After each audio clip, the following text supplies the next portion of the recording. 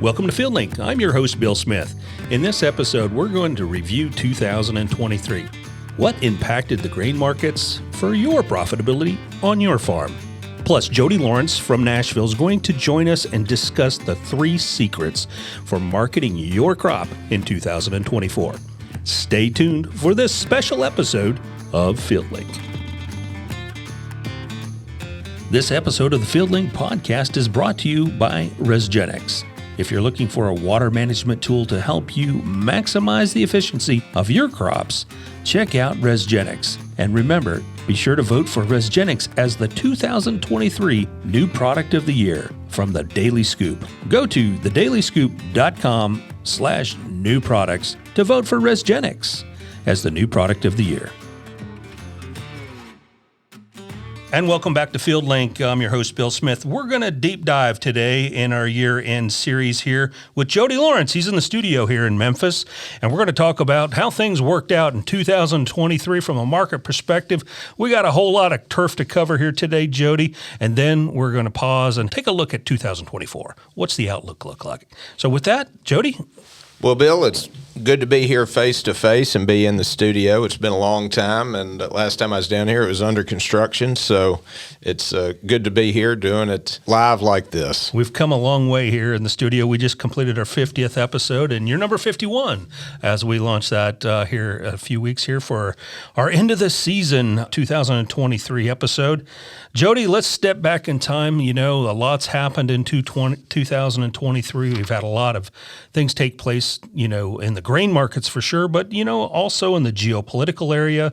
We've dealt a lot with logistics and weather and just a whole lot of stuff happened in 23. Yeah, 2023, I think when we look back, we look at the final yields. We had a nearly 174 corn yield, which by any standard, if you look back over the last 10, 20 years, is an exceptional yield. We did have a total record total yield because of the increase in acres to 93 million acres. But if you look back and over the inconsistency of the weather from the beginning of the season across, you know, eastern, central, western corn belt, all the way through harvest into September, that 174 number is really impressive because it shows that the farmers are doing a lot of things right. They've got fantastic products to do it, and all the education and their commitment and stewardship to the ground.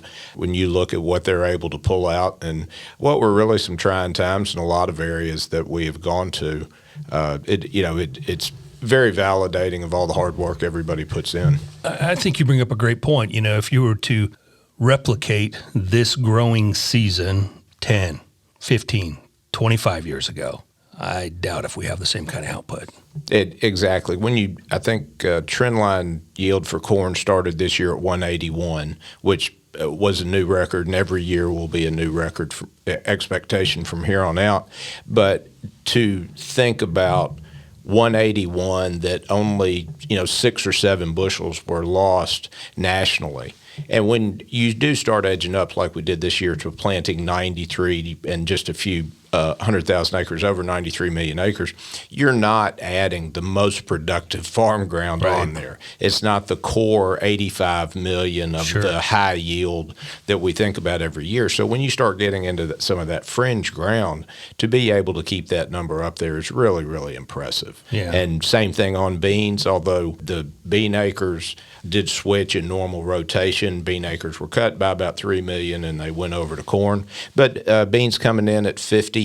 It probably on a scale not quite as impressive as what happened in corn on that final yield, but still really, really good because, anytime you have bean yield in the United States pushing 50 bushels an acre, that's almost, Garden Eden type stuff where you need perfect weather, long growing seasons, and a lack of heat in that key, August time period. Well, Jody, let's talk a little bit about what's going on, right now, as we're kind of wrapping things up here in 23. What's corn looking like across the U.S.? Well, we're looking at March corn trading right around 480 on futures and talking to several growers from Ohio to Nebraska today while we were driving down, and Michigan to Mississippi. Basis is really all over the board. We've talked to some people where it's particularly good. Their yields may be a little bit lower than some of the Central Illinois, where the Central Illinois growers that I've spoken to were all at or made new per acre records on farm, which is great to see. So where there's a glut of corn in some places, basis can be a little bit weaker, but where there's some thin spots, the basis will be a little bit better. But you also have ethanol with corn being down at this price, and even with crude oil having dropped back and trading kind of violently in this $68 to $75 range, ethanol production is still very profitable for all of those guys and all those plants, and they are buying the corn and grinding it and getting it out there. While we have a seasonal slowdown,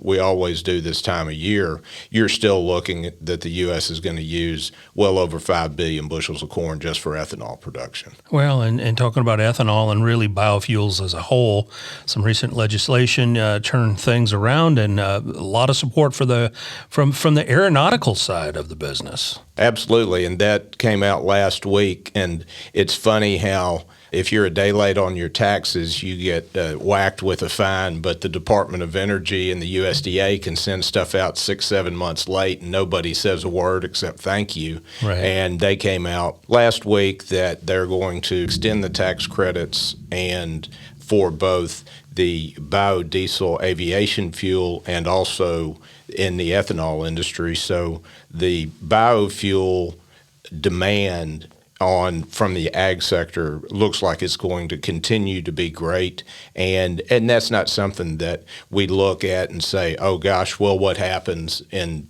the election cycle in 2024? That looks to be something that's not going to be a real hot spot for one party or the other, that right. It will continue to have support from both sides of the aisle moving forward. Yeah, the ethanol industry, the biofuel energy sector certainly got a big win in that announcement, and really hopefully it will establish a little more stability for biofuels here across the U.S. moving forward. Let's talk about soybeans, Jody. What are soybeans looking like? The soybean crop, like I said, yield came in just under 50 bushels an acre. I think it was 49.8. But the stocks increased some, but not to the extent that corn did, because corn stocks are now over 2.1 billion bushels, and that's the largest since 2018. And when we get on the bean side, you don't want to skew the U.S. number too much and go, gosh, it's really bullish or it's really bearish, because you have to remember where we are in the world picture of this. Right. We're going to produce a crop every year a little bit over 4 billion bushels. Brazil this year is going to, even though they're under some stress, their acreage increases, they're going to produce a 6 billion bushel crop.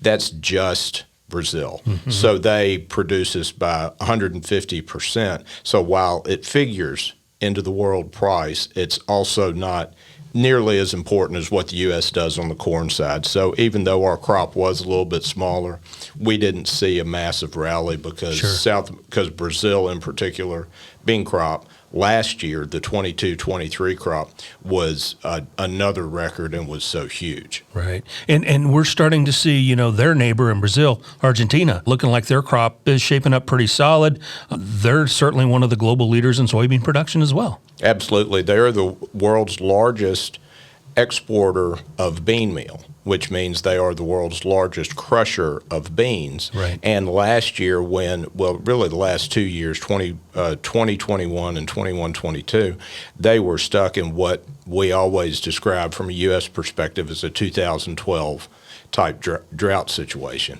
And when their crop is in much better shape this year, but that deficit was made up for by imports from Brazil and also some extra demand from the U.S.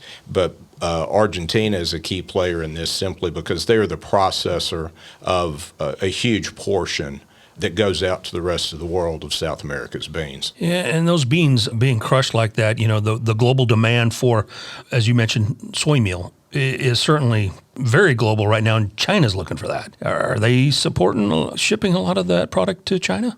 Yes, they are, because their hog herd is back up above ASF levels, and I guess ASF You get all your world calamities dates mixed up, Sure. but that was 2018, 2019, so it was pre-COVID when they lost 25-30% of their hog herd, yeah. and they have rebuilt it plus. So we know that they have the internal demand for their red meat industry, their pork production in particular, that they continue to buy it from all over the world. But one really interesting thing that you don't ever think about is that they're having low water issues in the Panama Canal right now. When you think of a canal connecting two oceans of unlimited water, how could they be running short of water and having, seeing what we've seen in Mississippi River the last two dry summers, where you start having to have, less barge freight that can be moved and restrictions on how much you can put on a barge. So that's interesting, and that's why we've seen a surge over really just the last 3 weeks of China buying beans, wheat, other products, ag products from the U.S. because it's cheaper now to ship it out of the Pacific Northwest, even though our prices are higher relative to Brazil and Argentina's cash price than it is the logistics and freight cost to get it on a smaller barge, and all the delays of it going either around the southern tip of South America or through the Panama Canal. So it's something I in my lifetime, I never can remember this ever being an issue. And that I think it's important to remember the canal was built for that reason, to make things a little easier, shipping east to west for sure. And when we talk about freight and logistics, you mentioned the Mississippi River, it's still pretty darn dry out there. I was down there this week. I just crossed it this morning, actually, and I'm seeing a lot of sand out there. Still some barges moving up and down, but nothing like normal. No, the U.S., for several different reasons, when you talk about the Western Corn Belt and you get up in the Great Plains, the Dakotas, they need to make up for the past 2 or 3 really, really dry winters. Sure. They've had timely rains that have kept their production probably better than they honestly would have expected. If you said, this year you're only going to receive a third of your normal rain for the whole 12 months, what's your crop going to look like? They got some really timely rains, especially the groups that we're meeting with at the meeting tonight, eastern Nebraska, western Iowa, Kansas, Colorado. And if we can get just a normal amount of winter snowpack and rain, certainly not flooding rain, to where the Missouri refills in the upper Mississippi Valley begins to get the water levels back up, that'll also help our competitiveness in the world market, which is one part of where we need our demand, our exports to go. Yeah.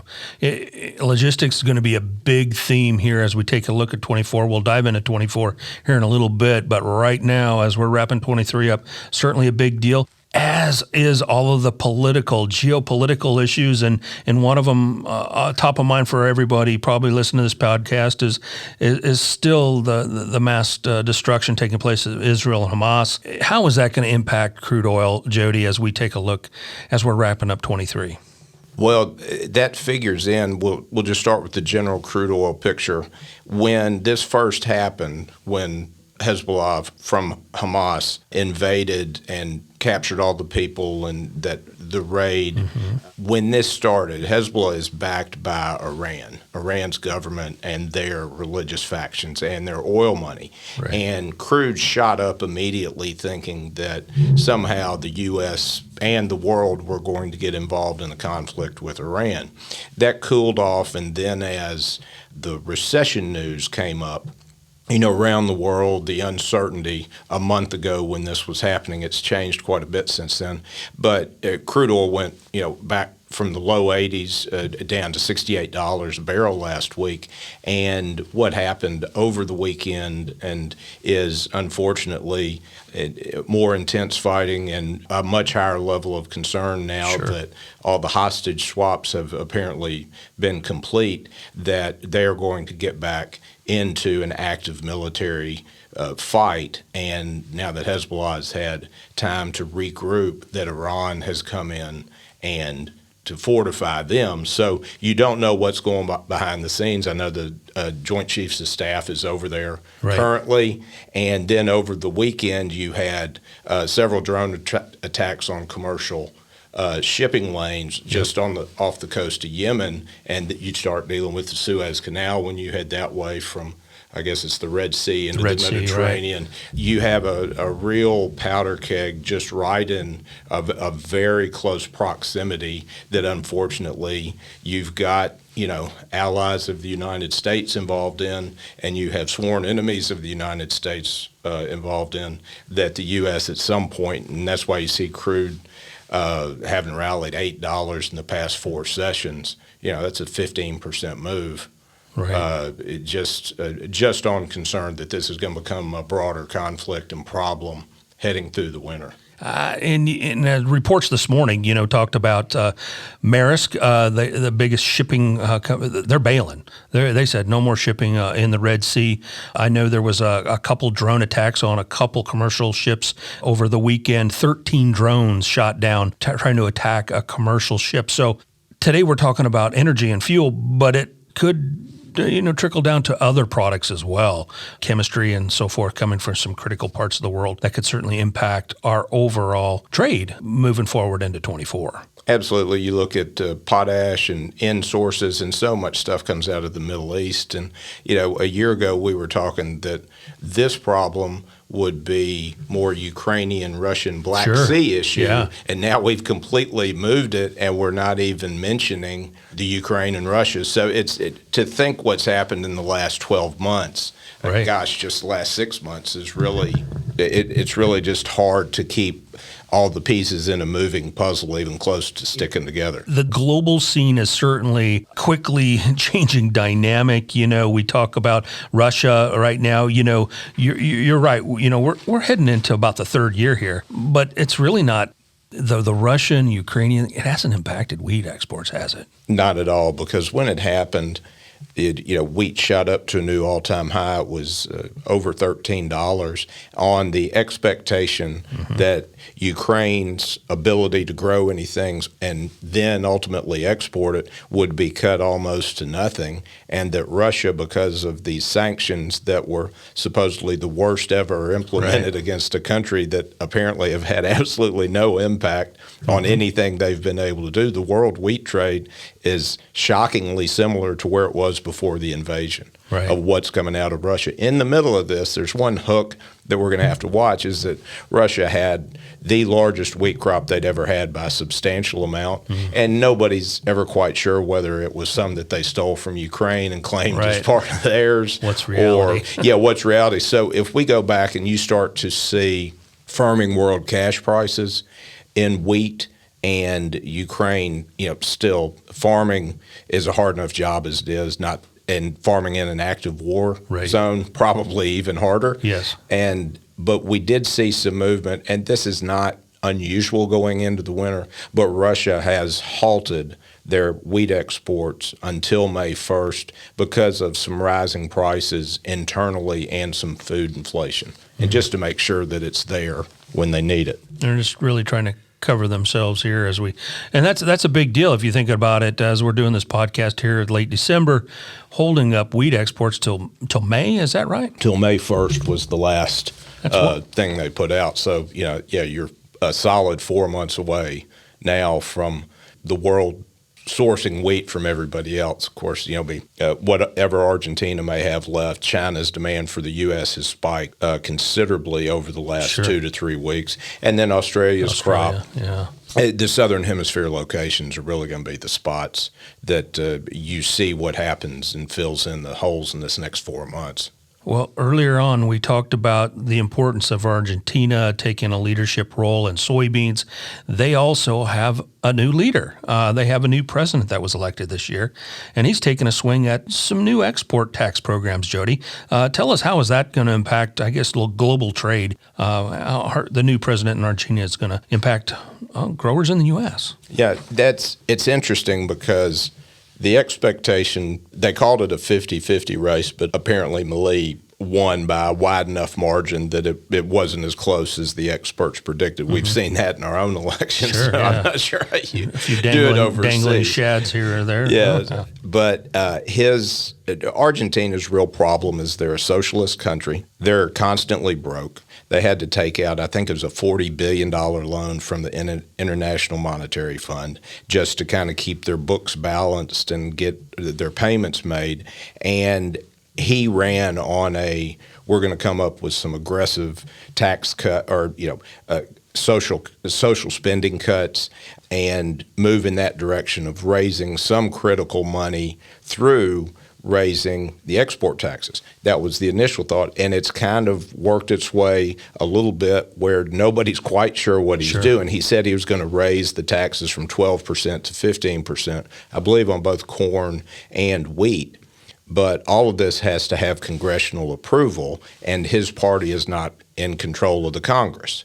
So we don't know. Initially, when he won the election, there has been pressure on both corn, wheat, and to a smaller extent beans in this, simply because what they thought would happen, because he revalued the peso, that Argentina's farmers who have been holding this as an inflation hedge, all of their crops for so long, would just immediately run to the elevator, sell everything they could, get a better price than they could before the election or, back during harvest season last year. So that's still very much a unfinished business, but keep an eye on it, because if it gets to be friendly for Argentina's farmers, they have a lot of stored grain that, much like Russia selling their wheat so cheaply because they had so much of it, they could come on and have a short-term impact of flooding the world export market with some cheap exports. Right. Well, definitely one to keep an eye on. And then, of course, speaking of politics, we've got our own stuff taking place here in the U.S. As we look into 23, wrapping it up. Yeah, we talked briefly about the Department of Energy, USDA, and the IRS with the tax credits for the biofuel industry. But as you really ramp up towards the 2024 election, you have to wonder what impact that may have on as we look to future farm bills. And the first thing I always look at is, okay, how's it going to impact the economy? Well, if you go to the economy now, all we're talking about is last Thursday, I guess, or maybe Wednesday, Federal Reserve came out and said that they are now heading towards what potentially could be 3 rate cuts, interest rate cuts, in 2024. After nearly 2 years of raising rates at a record pace, if we start to trim those rates back, what happens in the world economy? The biggest thing is that the U.S. dollar, which went from an all-time high as they were aggressively raising rates, we've already had about a 12% pullback in that, back to what we would call kind of a high-end normal, right around 100. And for us to become even more competitive in the world export market, if the U.S. dollar keeps falling, then our cost of our goods is cheaper because the dollar is lower, and let's say the peso goes up against it, or pick any of the country, or the yuan, or China's currency, whoever that we're dealing with. So that really, and all of that is intertwined because it's all happening in Washington. But when you look at it, I think if you look at the big landscape of 24, watch what the U.S. dollar does, and if it continues to weaken, our exports should get a positive boost out of that. Should boost them up, yeah. Well, let's quickly move into world finances. Then I want to circle back on a couple other commodities as we wrap up 23. Then we'll dive into 24. Let's talk about that rate increase you were just touching on. Is that rate, increase ending with the rate decrease expected in 24? Where are we going to land here? What does this mean for the U.S. dollar? You referenced, being more competitive with our exports. Jody, what's your thoughts there? Well, I think we can still kind of go back to, I wouldn't say end of COVID numbers, because that was just a total world panic. Nobody knew anything that was about to happen or going to happen, but just get into a normal rate where a normal U.S. economy, where inflation rate is 2%, that's growing, and we have what you would call, historically average interest rates of somewhere between 5 and 6.5%, somewhere in that ballpark, instead of the 8 that we saw for much of the last 3 or 4 months. But we get to a spot where the interest expense will start to come off of the bottom line of everybody's operating budget, which will be a great thing. And when you're paying lower interest, you know that whoever you're doing business with is paying lower interest. So the hope in this is that we start to see a little bit of almost deflation. It's starting with the interest rates, because if you look at across the other sectors, and I'm sure some of your other speakers have spoken to this, that inputs for the most part are really flat to last year. Very. And so if you look at the big picture, while the prices aren't quite as good, if where you can trim. We know that diesel is cheaper, significantly cheaper right now. Interest rates should be lower next year. You've got a good landscape right here for, I think, new crop corn. Let's see. Yeah, it's December 24 corn's trading at 5.10. November beans at 12.75. So that puts you in a position where you can start doing your math and get your prepay sheets and, really make a difference as you're squaring up your books and getting your tax bill right in these, last few days of the year. Yeah, definitely. As we take a look at, the whole world recession type of situation, and you step back and take a look at even the U.S. economy.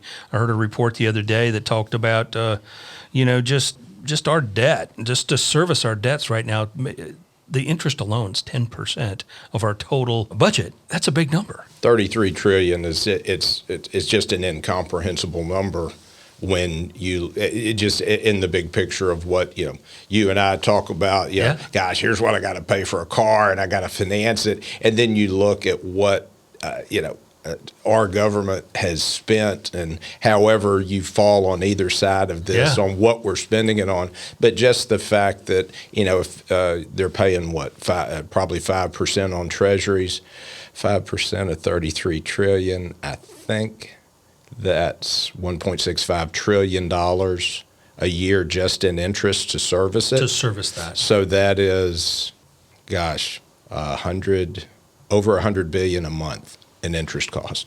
100 billion a month. And some of the numbers that were thrown around too, I mean, when you put that in perspective, just the interest rate, just the interest compared to our entire defense budget, it's not even remotely close. Yeah, no, it's, and you hope, like I said, we're going into an election cycle, but I think, unfortunately, both parties have kind of lost their fiscal center for a lot of different things, because I know now all the money that's being sent to the Middle East, which we just talked about, is being hotly contested of, hey, can't we make our borders safer? Can't we do more with that money in the U.S.? Let's start looking internally rather than trying to save the world. So that's going to be I expect that to be a really hot topic in all of these races in the next, I guess, just 11 months now. It's definitely going to be a crazy 24 from the election standpoint. Jody, before we move on to talk about 24, let's chat a little bit more about some of the commodities that we kind of skipped over. Let's go back to wheat. Let's talk a little bit about wheat and what's happening in that market area. The best thing that's happening in wheat right now is that the world is running tight. The stocks are contracting. Russia's import embargo until May 1st certainly has helped. And as the U.S. dollar has fallen, China's crop and their needs have ramped up. So China has bought a significant amount of wheat just in the last 3 weeks that nobody really saw coming. It's not normally seasonal for them to buy at this time of year. But when you start talking about all of the increased freight costs around the world, and the Yemen thing, you think that as being a regional thing over there, but all of a sudden those ships are out of commission. They were going to go somewhere and turn around and go with something back. So as you start taking shipping vessels out of the fleet and you have the logistics problems that we have around the world, the U.S. is going to be in a very interesting and highly competitive position if this continues for a while with China, and we have to have China to get our books balanced back more where we want them to be on our exports. And finally, let's wrap up with cotton a little bit. Talk to us about the cotton market. Well, which had some good news here, but this goes directly to China. China simply is not buying what they have in the past. They don't need it because their economy has been in a recession since they put, those really harsh lockdown COVID restrictions on, and were so slow to pull out of them and open the economy back up. This time last year, they were starting to make changes, and we were hopeful that their economy would rebound sooner than later. And while it's better than it was a year ago, it's still not nearly where they want it to be. But they announced last week that they will have a huge stimulus package that they're working on now that they will talk about at the first of the year. So you kind of have to balance everything out, that we can talk about everything, but if China comes in one big swoop, invest $1 trillion into an economic stimulus plan, then all of a sudden these exports start to keep ticking like they're going.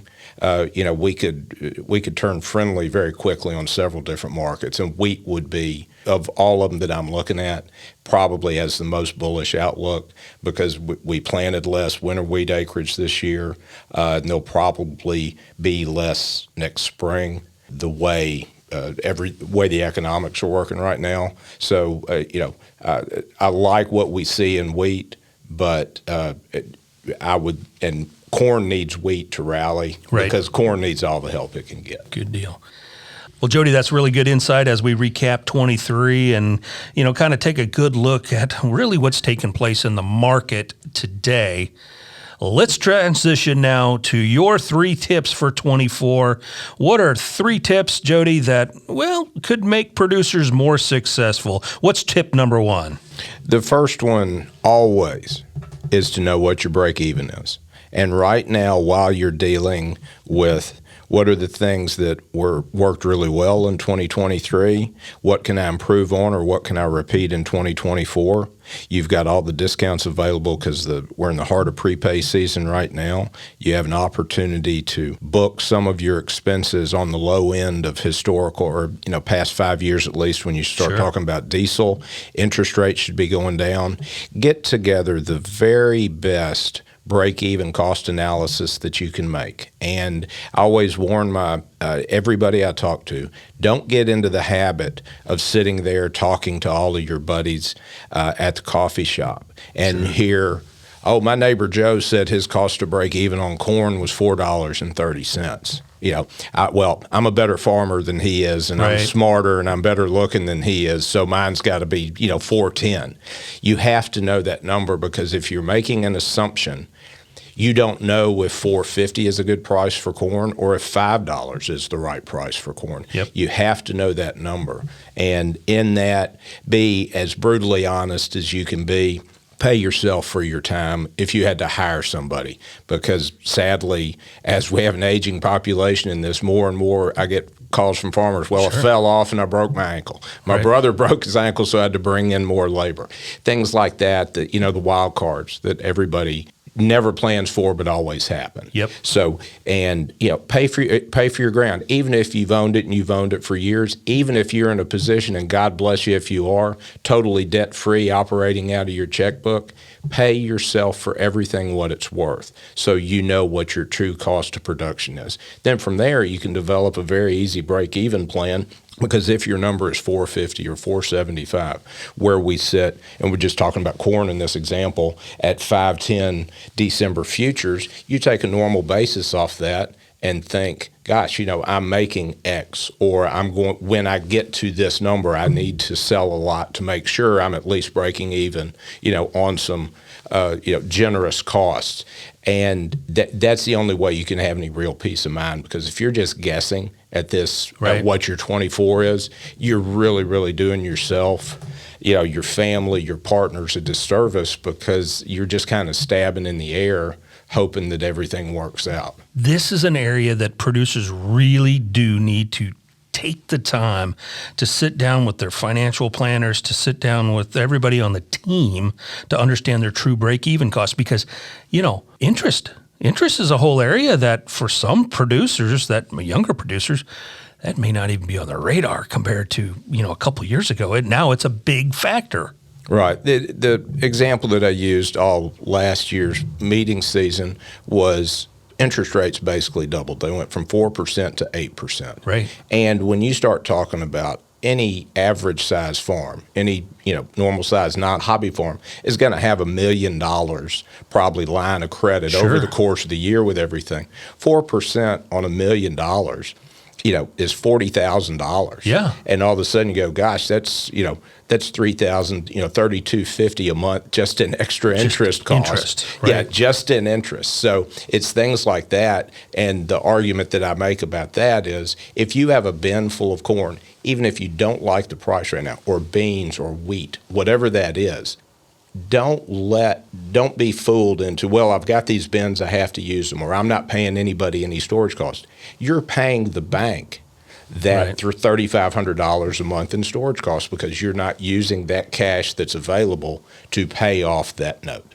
And that's just the extra 4%. We're not talking about the whole 8%. You double it at that point. Yeah. So it's those little things that you just have to pay attention because farming is so expensive. From the very beginning of it to the very end of it, all costs have gone up. One thing, one question that everybody I always get: when's the cost of land going to go down? When's it going to at least plateau? As long as productivity on your acre keeps going up, which obviously it does year after year, USDA raises those trend line. The cost of ground's not going down. Yeah, no, it's definitely not going that direction anytime soon, as it appears for sure. Because we're not making a whole lot of ground, are we? No, we're not. Yeah. So, okay, that's a great tip. Number one, manage your inputs and really understand your break-even point. That's very, very critical. Take the time to dig into that. Tip number two, Jody, what's your tip number two for 24? Just minding your expenses, because right now you're in such a good spot. We talked about it in the first example a little bit, but you're getting all of the prepaid discounts. Diesel, you're getting at about 45 to 50 cents a gallon cheaper than you were getting it at this time last year. And all of the things that you can calculate by paying for them early. And whether it's emptying your bins so that you have the cash to do it, figure out exactly what every expense is, because storage cost and interest cost are the silent killers in so many budgets that I see. That everybody has to think right now where everything is, okay, is this the best use for my money? Because even if I just go to the bank and, the example earlier, somebody's just operating out of their back pocket. Even if you have $1 million worth of corn that's going up and down in value, or, 1 million bushel of corn that's going up and down in value every day, you could take that cash and put it in the bank, get 5%, not have to worry about a thing. Just flat out 5% right now. Yeah, we talked about that, and there's a lot of opportunities in there at this point. Okay, so expense management, really knowing where your dollars are at, knowing what your inputs are really costing you, and really probably taking advantage of a lot of the opportunities you mentioned earlier, prepay, and there's a lot of financing programs out there right now that, they're worth talking to your Helena representative to learn more if they fit you or not. Talking with your banker, you need to be having some pretty serious conversations here early into 24. Absolutely. Okay, final tip. Tip number 3 for 2024, Jody, is what? Well, once you get number one, you break even. Once you get, number 2 is part of number 1, you've got everything tied up. You're moving forward. Okay, I know what my break even is. And what you have to do is don't be afraid to sell rallies, because we went back this year and looked at the sheer volatility just in the corn market, not to mention in the bean market, well, it was even worse. But selling those rallies when you get to profitable levels, and everybody will know it if they take care of 1 and 2, then you'll be able to say, I've got no problem selling 15% of my corn here because I know I'm making money. Even if my yield is trimmed, let's go back, and I want to fight against that. I hate to do it because I just don't know how big my crop is. Right. You look at what we have had since 2012, and we're getting so old now, I can't even say within the last decade. I got to go past that. There you go. But even in 2012, the trend line yield, I think, was 170. The worst drought since the Dust Bowl yield was 125. So it was basically off a third. That's basically, just call it 60% of the crop was produced. And when you look at what happened this year, well, I know there was some inconsistency of weather. There was a whole lot of corn. There was an opportunity in August to sell 625 December futures, whatever the basis for fall delivery would have been. There were ample opportunities to sell corn well over $6 all year. And I hope people took advantage of it. But that's why you have to sell when that little guy in the back of your brain or your wife's not hitting you over the head with a stick telling you to sell it. Sell it when you're making money. Because my guess is unless you oversell a crop by 110%, there will be very, very few years where selling, especially up to your insurance coverage. If you're buying revenue-based insurance coverage and even if you buy the minimum, you buy that 70 or 75%, sell up to those levels because you are guaranteed that. If you have a really, really bad year, which we've not, a lot of people tell me we're due for it, but I just don't think the genetics are ever going to let us have a complete catastrophic loss, that you have to be willing to sell. And even when the best time to sell is when you're uncomfortable about doing it. And that has been an axiom that's been in this industry forever. Yeah, traditionally growers are extremely conservative, and that's good. But boy, you've got to take a look at some of these opportunities, especially as you mentioned, we've got price protection through a lot of insurance programs out there, crop insurance, so forth. Take advantage of some of those things. And you mentioned it. Look at the drought. That's the biggest concern a lot of folks have is, moisture and can I grow a crop? But the Dust Bowl. I mean, we've had one year where in almost 100 years. Yeah. It was 90 years or so. Yeah. That's pretty good odds. I'd take those to Vegas every day. Yeah, 1%. Yeah. There's a 99% chance that if you sell profitable rallies, that you're not going to oversell your crop. That's basically, that working the math that way, and people have to come to a conclusion that that's a tough the only way to concept to get your head wrapped around. I totally get it. And you're not saying go sell the whole farm. Oh, no. No. You're saying manage it, be appropriate, and take advantage of those big swings. Yeah, because the big swings occur. All the stuff that we talked about in 23, there's so many unknowns. And I always I'll get the comment, well, I don't expect anything to happen this year. Right. We didn't expect Ukraine war to continue on. We didn't expect things like COVID. Yeah, we didn't expect. Well, for goodness sakes, unfortunately, this war in Israel and the Red Sea can close. We didn't expect that in 22 when we had this conversation. Right. And here we are. Definitely. Point number 3: don't be afraid to take advantage of those rallies. Jody, I want to thank you for joining us here for this special end of the year episode on the FieldLink Podcast. And as we take a look at your top 3 tips for 2024 for growers across the country. Well, thank you, Bill. It's always a pleasure to be here. It's good to be back face to face, and hope everybody has a great Merry Christmas and a Happy New Year, and look forward to seeing everybody on the trail this winter. Thanks again, Jody, for joining us here on this episode of FieldLink. Thanks for joining us for this special episode of FieldLink.